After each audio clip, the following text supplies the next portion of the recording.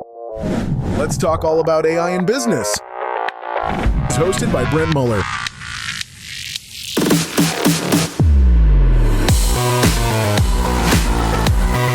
Welcome to the Future Proof Podcast.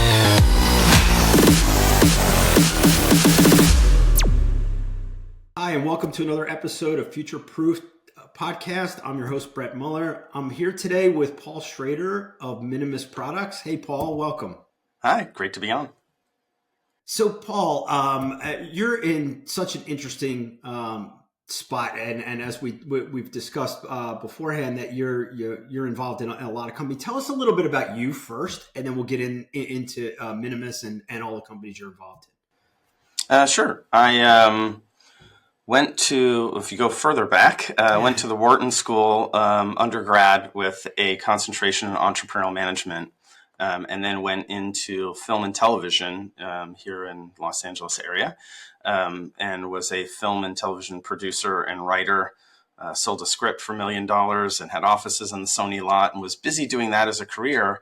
And in 2004, I love business concepts that track changes that are happening in society. And if people remember back to 2004, it was right about the time people were trusting putting their credit cards online for the first time, because there was a fear of doing that in the beginning. Yeah. And now everybody does it, right? It's like second nature. Yeah. And my family was on a trip to New Hampshire, renting a cabin. Everybody had their favorite salad dressing and cereal and all that. And at the end of the week, they didn't want to throw it all away, the half-eaten stuff. And they said, wouldn't it be great if you could buy your favorite brands in miniature?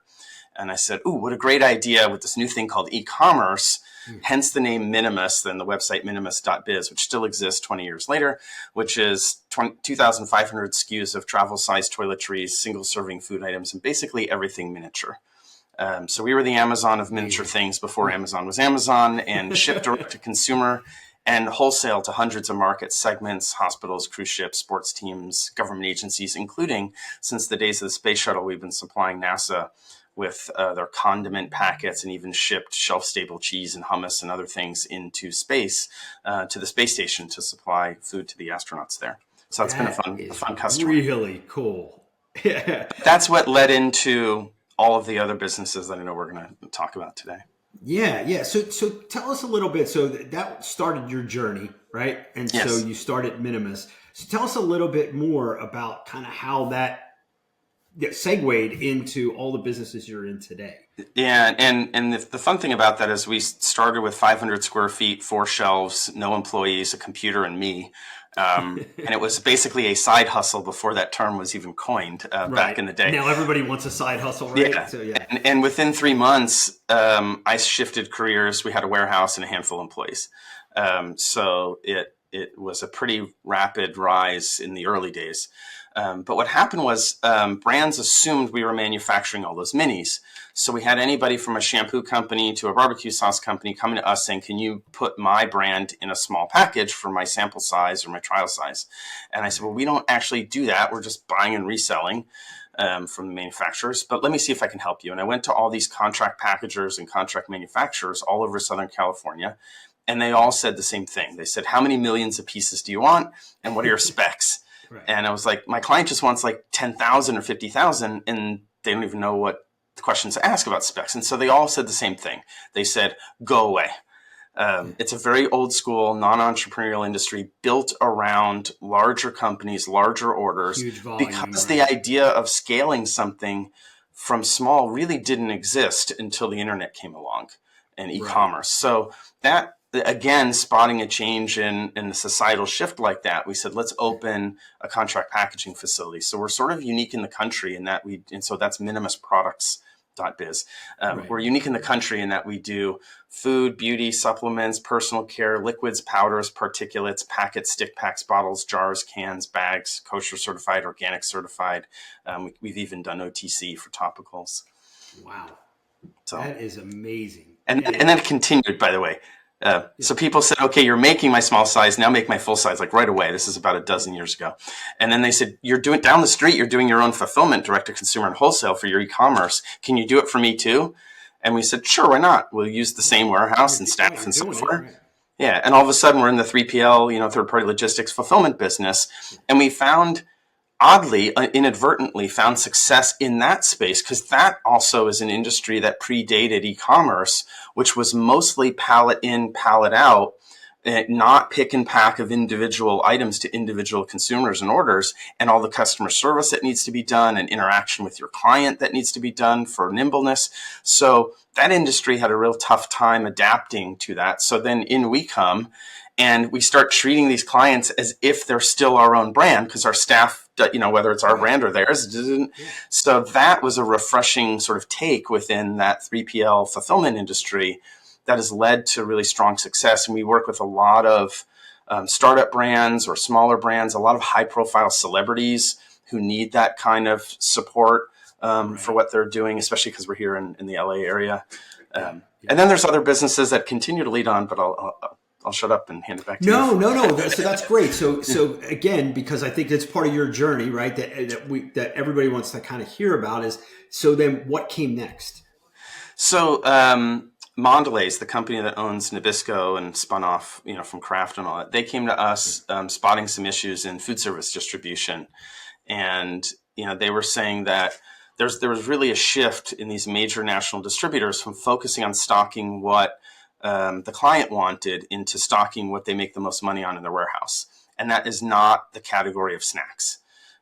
So they said, hey, we're not getting full distribution. When we have a national client that is around the country, there could be holes in distribution. So we want to have, somebody in place who can fill those holes. So we launched a company. We have another warehouse in Ohio. And so leveraging our national FedEx account that we have through our 3PL, we can ship FedEx ground and hit 86% of the U.S. population from those 2 distribution centers within 2 days.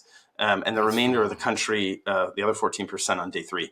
So that allows it to be cost effective and fast for this food service distribution. So we started working with the national buying groups in that industry. What happens is they consolidate tens of thousands of customers and leverage that as buying power with the brands to get better than truckload pricing kind of thing. And they said, okay, that's great that you've signed, all these major food brands like Mondelez and Kellogg's and General Mills and all that, but we've got issues with the even smaller brands, because obviously the problem's worse in distribution if you've got a smaller brand. And consumers, those of us who are older remember the traditional marketing, language that consumers lock in a brand for their entire life, whether it's a toothpaste, Crest toothpaste or Tide, detergent. It's so true. Now people are like, ooh, let me try this and let me try this. And people are much more into trying the new things that are coming to market. And those smaller brands. Which is a huge shift, right? I mean, that's what you just tapped into. That's a huge massive shift. Yeah. And a very one that happened faster than large multi-billion-dollar companies can adapt to. And that became the problem. And that, by the way, that's why some of these huge food brands, I would say about 7 to 10 years ago, were buying up these healthy snack brands that had hit, $20 million in sales. They were paying, $200 million plus, like massive multiples, because they were caught without those brands to service those customers. And it's still going on. There's still a lot of hunger to... Is there consolidation too still? There is. Yeah. So any of these brands that kind of break through and get attention and show that they can bring in that audience, the big folks are like, we need that because it's easier and better for them to buy it than try and generate it, themselves, and who knows if it'll work and all that. So, I mean, they try everything, but so that's. And you're tapping into so we've had a bunch of e-commerce folks on the podcast, right? And you're tapping into kind of similar things, but you're seeing it from the other side, which is really cool because you have a behind the curtain view, right? Because you're managing these brands, whether it's through 3PL or any of the fulfillment. So it's interesting you say that. So what happened is we were having all these celebrities come in because we're here in Southern California. They all want to be entrepreneurs now. Back in the day, it was rock stars wanted to be actors. It's the new gold rush, right? Yes. So they all want to be entrepreneurs. And they, one of the things we recognized is they need, and they've been asking, they need an operational partner. They don't want to actually run the business. They're busy doing what they do. Right. Like a fulfillment for all of operations, right? They want to have somebody figure out how to source it, make it, design it, package it, ship it, customer service it. They want to tell you what looks good, smells good, tastes good, and then be able to promote it online. That's what they're good at. Both of those things. They have generally folks that are creators or celebrities have a keen understanding of the consumer because that's what their job is to do. So they understand what's going to resonate, and then they know how to promote because, again, that's what they do. Exactly. It's natural to them. They're too busy. So then but the operational stuff is not natural. Right. Yeah. And it may be some of them do have those skills, but they may just not have the time. And so that's where we can come in as an operational partner to do that and leverage of this whole infrastructure that we have. And even more recently, I've partnered up in a TikTok agency and worked directly with TikTok executives because, they're doing a lot of groundbreaking stuff in e-commerce and live selling. We now have a live selling studio in our warehouse here. So you become the new QVC. Yeah. And it's fascinating. QVC has been around since the mid to late 80s. Yeah. And in China, more than 30% of all e-commerce is now live selling. And really? It's fascinating. It's massive. And so they're like 5 years ahead of that evolution there than we are here, and that's why TikTok is betting on the fact that same thing is going to happen here in the US, and they want to be that market leader in live selling. Wow, that's really, really interesting. I have not heard that. So, but it makes sense, right? If you connect the dots. So, so you'll be at the forefront of that for your clients, right, and your customers. Yeah. So hopefully now we can source it, make it, ship it, market it, all under and co-own it all under one roof. Yeah. And so, and again, not to get into your model, but I would imagine then that you become more of a partner at that point than, I won't only say co-founder, but almost in that. So I would imagine that changes the business model going forward. Am I thinking about that right? There's a lot of and that's, being in the service business is nice, but it's not as scalable as owning the brands. And so now we can leverage our service business into co-owning these brands alongside people who have embedded abilities to bring eyeballs to the brand. And if you follow where the eyeballs are, like when we were younger, we learned about products from commercials during Saturday morning cartoons. Yep. Now, if anybody's got kids, you say, well, where are their eyeballs? They're not on Saturday morning cartoons on network TV. They're on YouTube and TikTok. And they're watching these YouTubers and TikTokers, and they're learning about products that those people use and talk about. Yeah. So that's 100%. Where you need to be if you're a brand, is just follow the eyeballs. Right. And it's so funny you say that because, a few guys that we follow online, they talk about the new currency is eyeballs, and you're exactly right.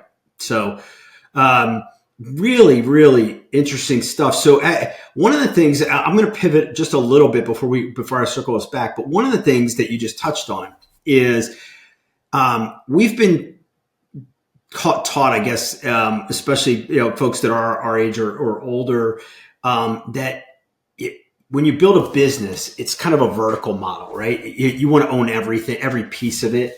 And what you just described is much more turning it sideways, right? The co-ownership and the partnering together. To me, I think that is the future and how you accelerate because things change so fast.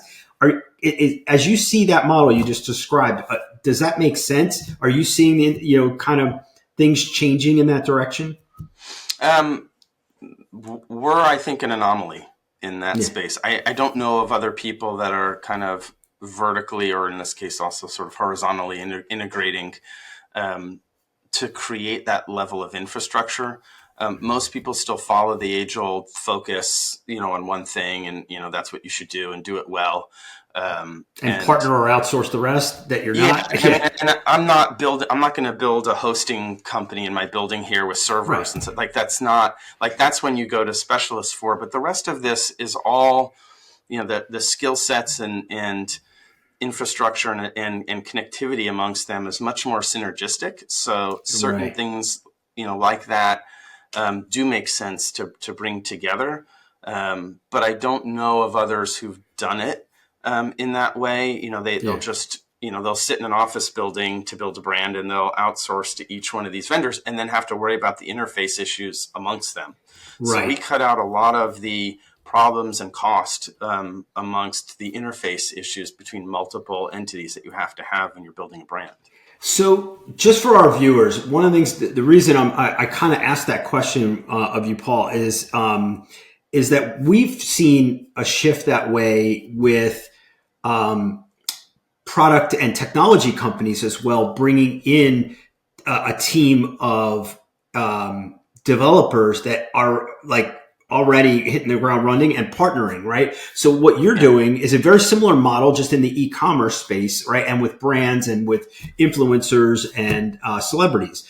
And so the shift that I'm seeing is that is becoming, more of a commonplace, but not in every industry, right? So just like you said, you're kind of a unicorn in this case.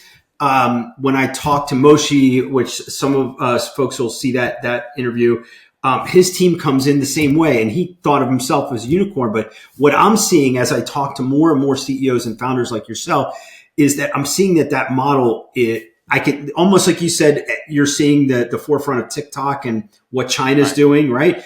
I'm seeing this model become more in vogue, right? So it'll be interesting to see how it goes. And it depends what your business is. Like if you have a consumer products business, I wouldn't try and do your 3PL in-house. A lot of them do that because they want control, or there's psychologically they want control. Right. But it is a skill set that takes years to master and work out the bugs and nuances and all that. Yeah. And so the efficiencies you get when you're working with a staff that has multiple clients, not just your own, like when it's just you, everything about your overhead and any of its inefficiencies you are paying for.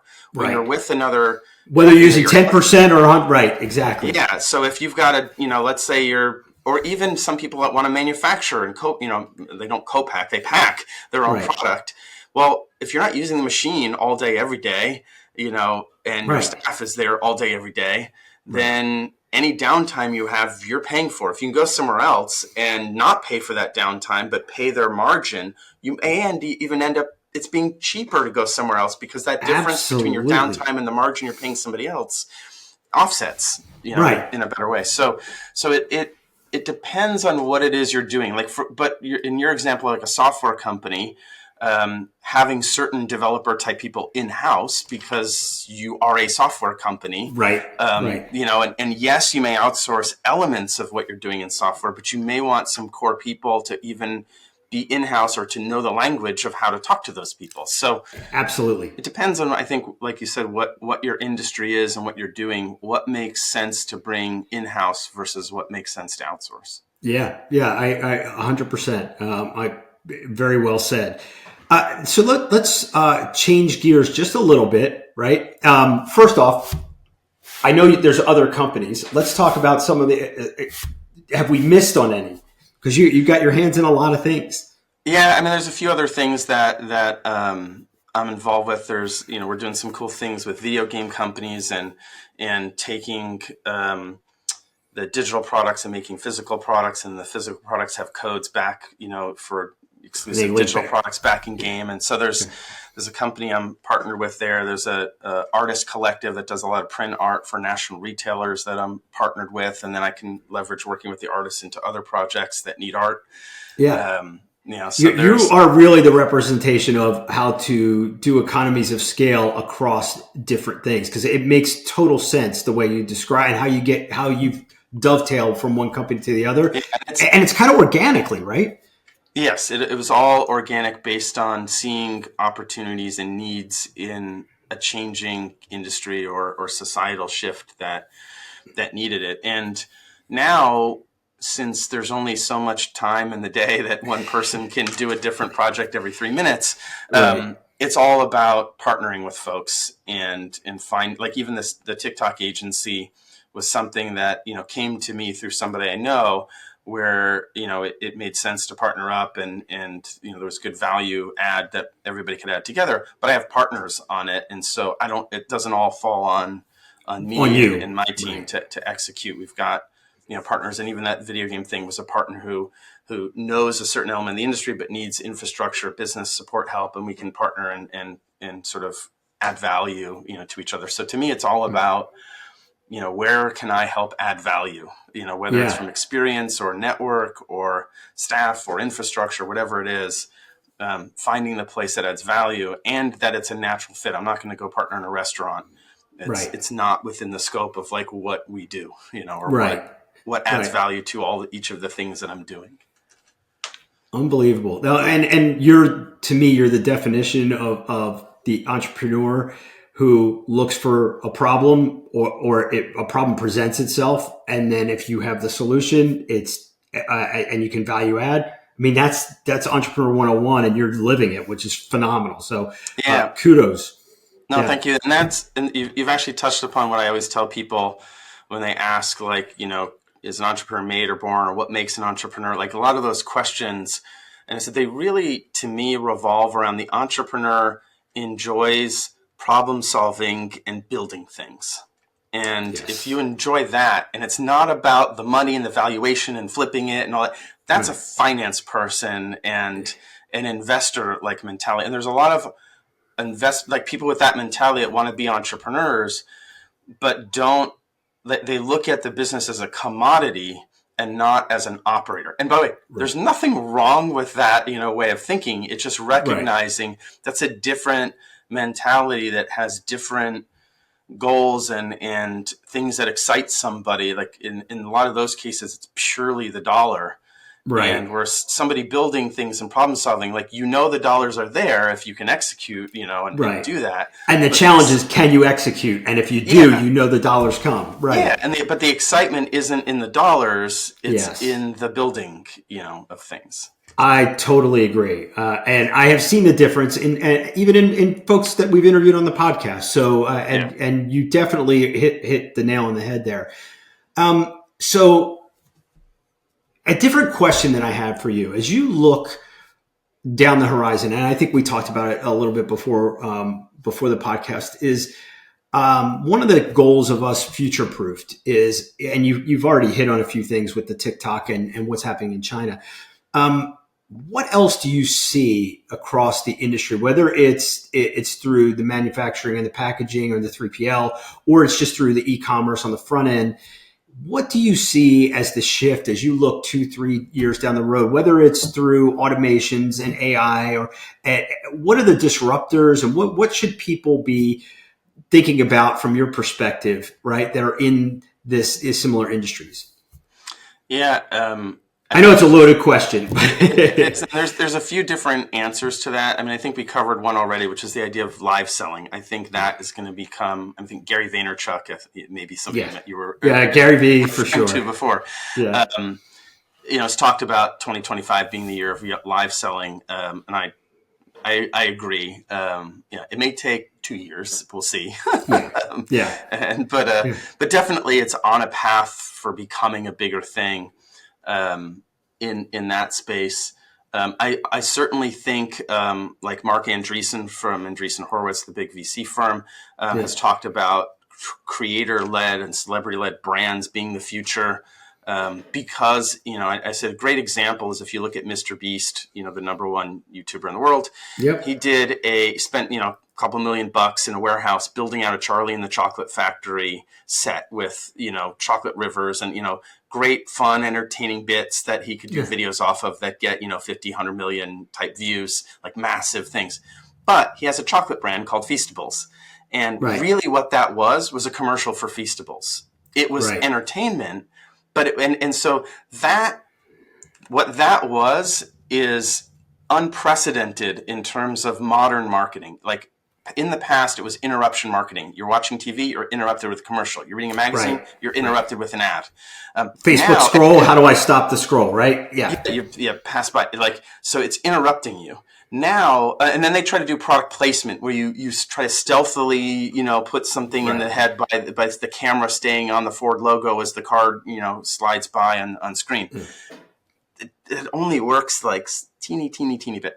But now you can actually take a piece of entertainment that someone wants to watch and make it be a commercial, and people are okay with that. The best example of that, the only closest thing is Super Bowl commercials that we have, where people go to watch commercials for entertainment value. But now that can become mainstream across the board, as it matures, where you can embed commercials within entertainment and with entertainers that consumers want to support and will buy a product just to show their support for that person. That level of marketing is unheard of. And I think that it really is. That's a powerful concept that I think we're only at the scratching the surface of. That is also a major shift that's around the corner. It's going to be the power that folks have not only to bring eyeballs to something. It's not just going on Instagram and saying, hashtag ad in their whole product, but it's actually making the product a part of the piece of entertainment that people are going there to watch. So that's I think another big shift. You mentioned AI. That's always a buzzword, and people sometimes don't even know what that is or how that's going to apply, or like, what does that really mean in terms of business? And if you really look at what it is, at a certain level, and I'm going to say it's not truly AI what I'm going to talk about, but it's just the ability to crunch massive amounts of data in a split second. Yeah. So it's not that it's learning from an AI perspective, but the ability to call from a lot of data. Like, I was using ChatGPT yesterday to help come up with a marketing plan for a project I'm working on. And I was like, tell me the affiliate networks, that are out there. Okay, now tell me their prices. Now tell me, and chart that for me. And now tell me which one would be better for the health industry. And all of a sudden I learned about 2 affiliate networks that were specific for the health industry, and I had the pricing of everything charted out. And I did that in about a minute. That would have taken me a couple of hours to call Google to figure out and chart it all and write it down and put it in Excel and all. So the ability to have something like that, and I also said, tell me marketing ideas of how to market this and this kind of product. Now, most of it was intuitive and I would know it, but some of it was like, oh, there was a little tidbit that it pointed out and how to approach something. So there's a lot of, I'll say, shortening of research time to a split second from something that would take hours, and that sometimes you don't even have time to do. That if people took a little bit of time and played with it, you could start to see the power. And I'm going to say it's not even AI yet; it's just big data. And so it's not that you're needing it to learn anything and build off of that. You're just culling from data, rapidly. So that is something that I think is going to continue to evolve. Also, the ability for, like you mentioned, automations before, the ability to have it take something from here and like we have some operations we do here at our company. We have to pull some data down here. We have to go through. We have to look for certain things. We have to edit, put it in certain columns, format a certain way, save it, then upload it into a thing, and then use an integration program that puts it over. Like AI, not only do you not have to program all those things to do like you would have to do here and click, which took forever. You could literally have your voice tell it, hey, what I want you to do is pull down this data, look for these things, format it like this, and then upload it over here. And then the system will do that. We are right at the verge of being able to literally talk to your computer and tell it to do exactly stuff like that you want. Which is powerful when you talk about a process or a workflow, right? Yes. Which you just described. Yeah. So now you could end up taking out a lot of, I'm going to say, like cookie cutter type jobs within companies where people, all they're doing is clicking and moving and doing non-productive work, and get them to productive things. And again, so that's the other comment people talk about is like, oh, AI is going to take a bunch of people's jobs. No. What it's going to do, it's going to free up certain people to use their brain more effectively. Amen. A lot of these redundant, like people even said that with machinery. Well, machinery replaced certain manual labor jobs, but then it skilled people into now how do you design and repair and build the machinery. The machinery, right. So you're always like, moving things around. And if in the end it can create, which the goal of a lot of this in theory is to create more leisure time for humans, if it does that, I don't know if it ever will, or if it will just make people a lot more, focused productive in their same time, right? Yeah, because as like in the entrepreneurial world, there's always more you could be doing. No matter what it is, there's always something you could be working on that you don't have time to do. Yeah. So if you can take staff and move them off of tasks that you can more automate and put them onto things that you'd like to do, but just don't have the staff and the capital or whatever to do that, you can now put them on things that can move your business forward even better. And so I look at it that way, that you're not replacing jobs, you're replacing the ones that aren't using the human creativity. Now, when you get AI to start acting like human creativity, that might be different, right? You could start to replace that, but at that point, you're just going to skill people into something else, right?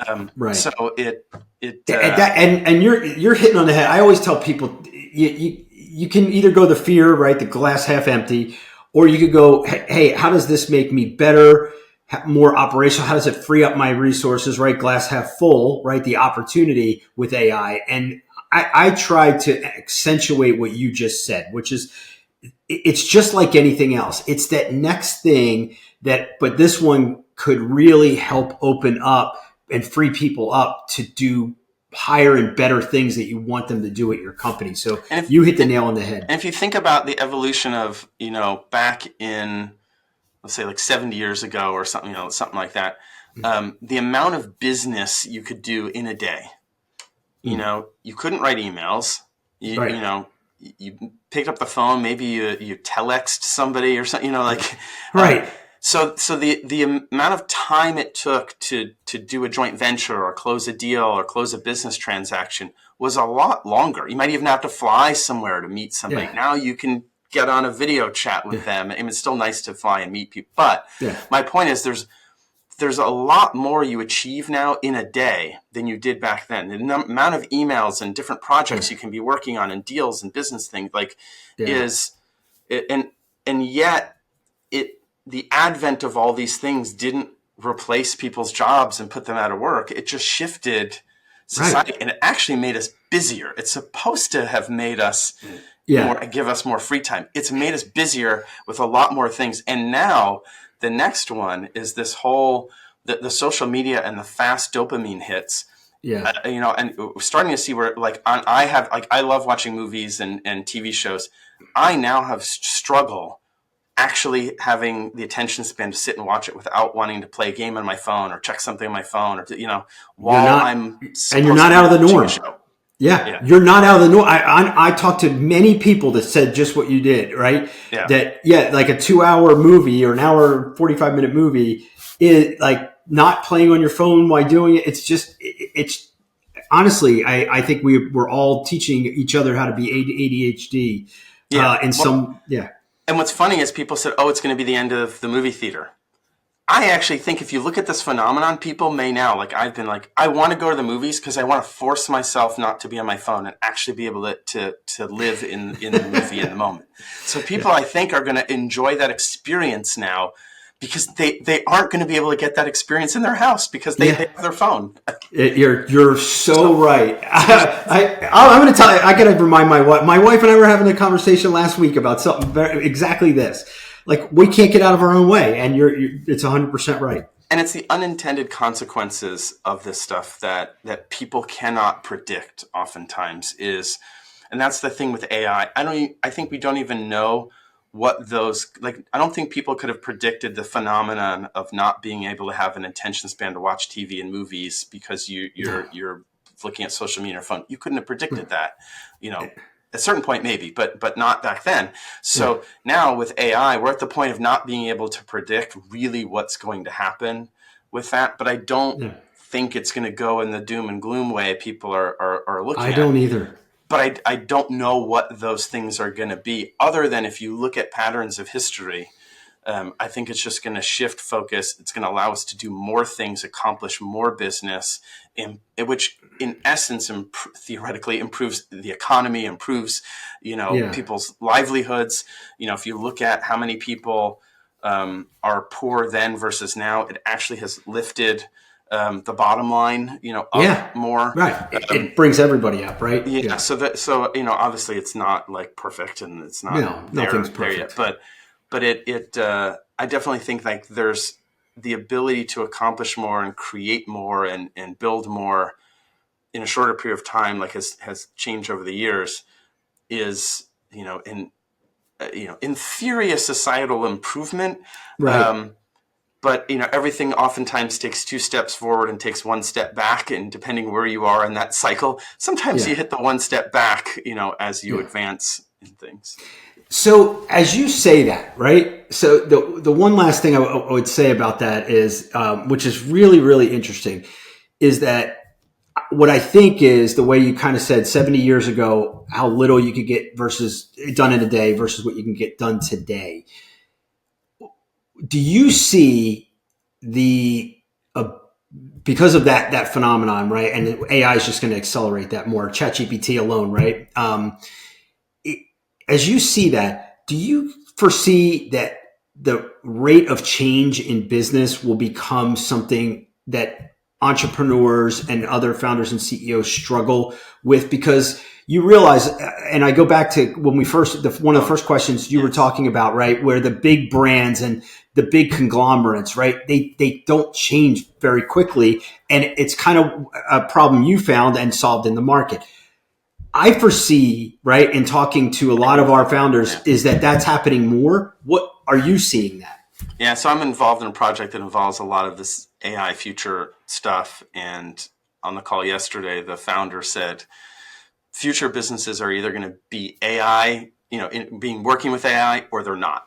And they're going to succeed or they're not, So it's the blockbuster thing. Like if you don't adapt to what society is doing, you won't be able to keep up. Right. And that one's, slightly different because it was a specific shift, but the same conceptual idea applies, I think, where, that's why even yesterday I'm not somebody who's used AI really at all. I was poking around this ChatGPT just because a friend of mine had used it like amazingly to collate data with like on a phone call. I was like, dude, that would have taken me like 2 hours. Your new name is, Mike GPT. Right. And so I was like, let me try this on this other call I was on and let's see if I can do what he did with me. And it was amazing. It literally was something that would have taken 2 hours.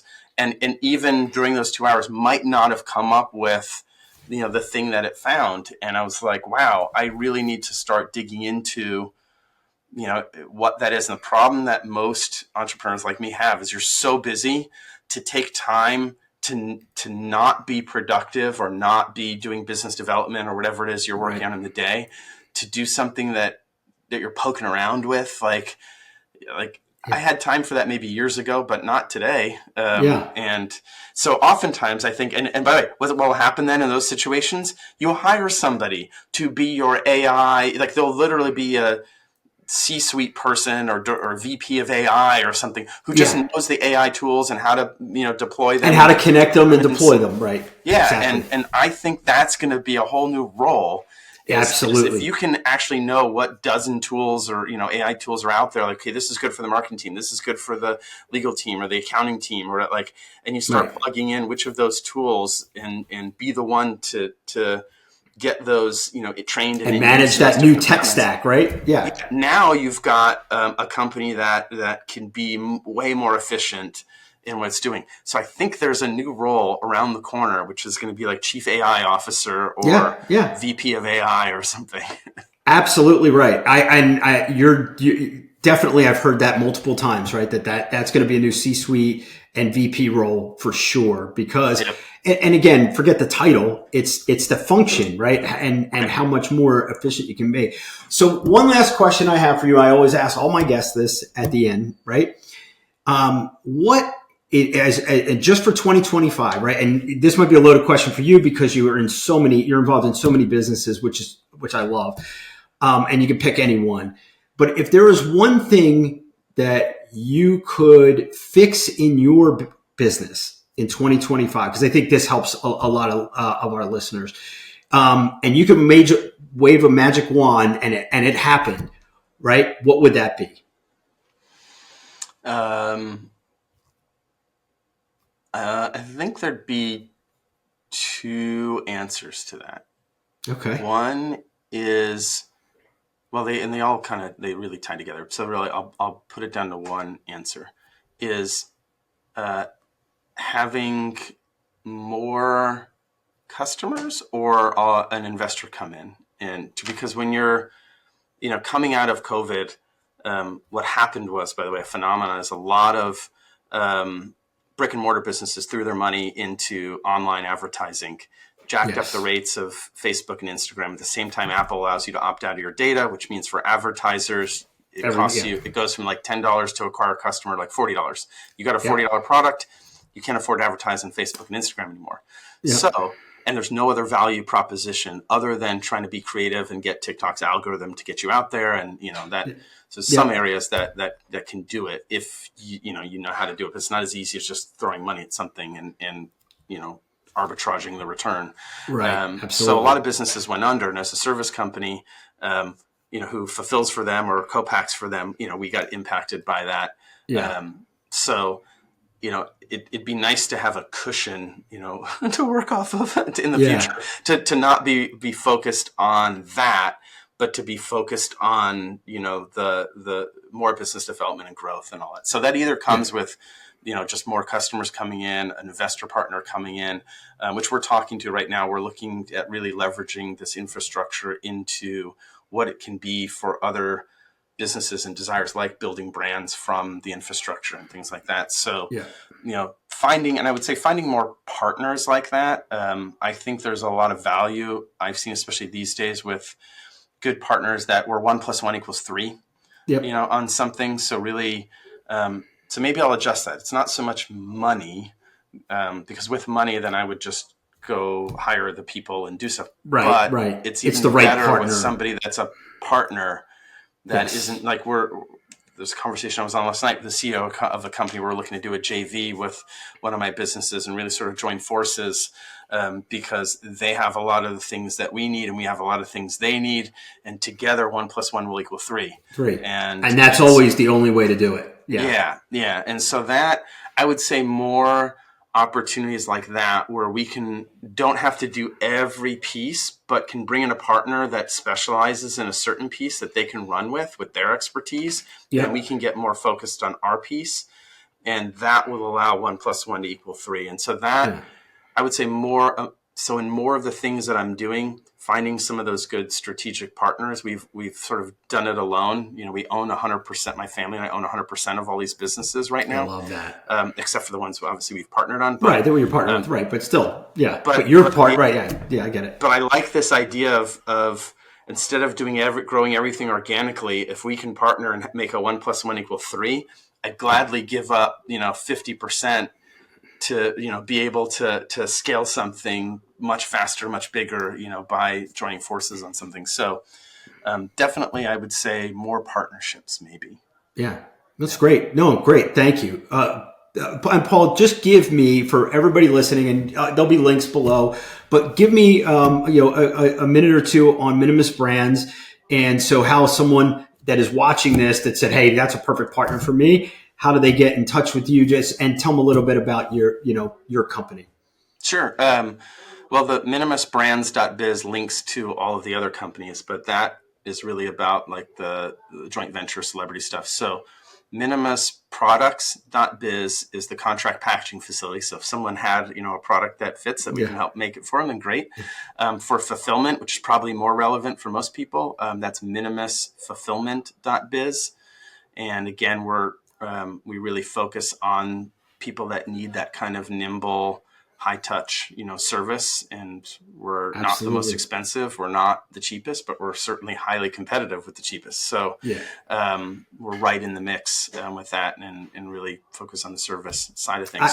To me, you don't split hairs. You on that kind of stuff. You want the right partner, and that, So I know that you're a tremendous partner. It can cost more in the long run with a cheaper partner who doesn't do the service right and cuts corners. And I totally agreed. And any CEO and founder listening to this, they know that as well. So, Paul, it has been an absolute pleasure talking to you. And we bring guests back, so we'll probably have you on later than a year because you're involved in so much. Who knows where you'll be in 6 months?